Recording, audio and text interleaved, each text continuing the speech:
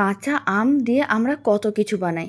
আজ আমি আপনাদের কাঁচা আম দিয়ে আরও একটা দারুণ রেসিপি বানানো দেখাবো। তার জন্য 200 গ্রাম ছানা, 50 গ্রাম চিনি নিয়ে খুব ভালো করে একসঙ্গে মিশিয়ে প্রায় 5 মিনিটের মতন ভালো করে মেখে নিতে হবে। তারপরে এর মধ্যে দিতে হবে 50 গ্রামের মতন গুঁড়ো দুধ।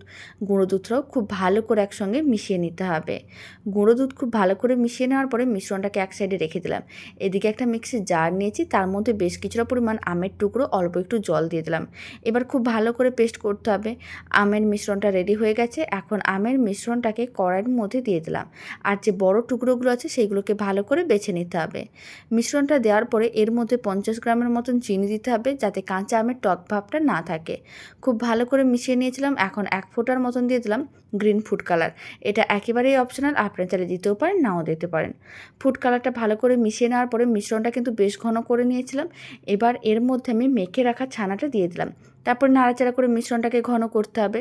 আর এরকমই যে কোনো একটা কন্টেনারের মধ্যে নিয়ে ভালো করে ঠান্ডা করে নিতে হবে। ফ্রিজে রেখে ঠান্ডা করে তারপরে কিন্তু এরকমই সার্ভ করে দেখতে পারেন।